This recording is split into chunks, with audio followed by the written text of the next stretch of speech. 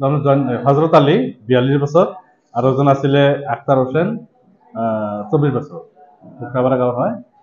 তেওঁলোকে এক্সিডেণ্ট হৈ পেলাই গুৰুতৰ আহত হৈ পেলাই আমাৰ হস্পিটেলত আহে। মই এক্সামিনেশ্যন কৰি হজৰত আলীৰ অৱস্থা খুব বেয়া, তাৰ মূৰত যথেষ্ট আঘাত পাইছে, যথেষ্টখিনি তাৰমানে ইনজুৰ্ড হৈছে। মই তাক চিলাই মাৰি পেলাই চিটি স্কেন কৰাৰ কাৰণে আৰু উন্নত মানৰ চিকিৎসাৰ কাৰণে জিএমচিলৈ প্ৰেৰণ কৰিছে অলৰেডি। আৰু আখতাৰ হোসেনৰো মূৰত আঘাত পাইছে, গতিকে তাকো চিটি স্কেনৰ কাৰণে মই পঠাইছোঁ। জিএমচিলৈকে অলৰেডি দুটাই পঠোৱা হ'ব, কিন্তু আখতাৰৰ অৱস্থা ইমান গুৰুতৰ নহয়, কিন্তু হজৰত আলীৰ অৱস্থা খুবেই গুৰুতৰ আৰু যথেষ্টখিনি মূৰত আঘাত পাইছে, বহুতকেইটা চিলাই পৰিছে। সেইটো কাৰণে তাৰ তেজো হৈ আছে আৰু ভিতৰত কি অৱস্থা সেইখিনি জনাৰ কাৰণে চিটি স্কেনৰ কাৰণে আৰু উন্নত মানৰ চিকিৎসাৰ কাৰণে জিএমচিলৈ প্ৰেৰণ কৰা হৈছে।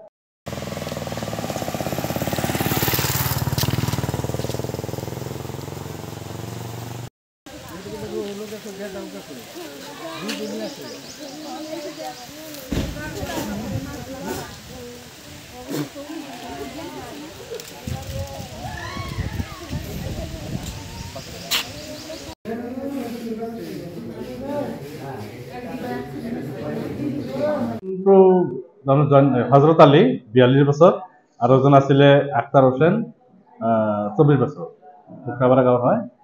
তেওঁলোকে এক্সিডেণ্ট হৈ পেলাই গুৰুতৰ আহত হৈ পেলাই আমাৰ হস্পিটেলত আহে। মই এক্সামিনেশ্যন কৰি হজৰত আলীৰ অৱস্থা খুব বেয়া, তাৰ মূৰত যথেষ্ট আঘাত পাইছে, যথেষ্টখিনি তাৰমানে ইনজুৰ্ড হৈছে। মই তাক চিলাই মাৰি পেলাই চিটি স্কেন কৰাৰ কাৰণে আৰু উন্নত মানৰ চিকিৎসাৰ কাৰণে জিএমচিলৈ প্ৰেৰণ কৰিছে অলৰেডি। আৰু আখতাৰ হোসেনৰো মূৰত আঘাত পাইছে, গতিকে তাকো চিটি স্কেনৰ কাৰণে মই পঠাইছোঁ।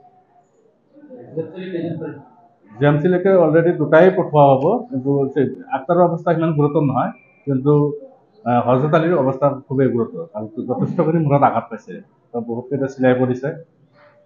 সেইটো কাৰণে তাৰ তেজো হৈ আছে আৰু ভিতৰত কি অৱস্থা সেইখিনি জনাৰ কাৰণে চিটি স্কেনৰ কাৰণে আৰু উন্নত মানৰ চিকিৎসাৰ কাৰণে জিএমচিলৈ প্ৰেৰণ কৰা হৈছে।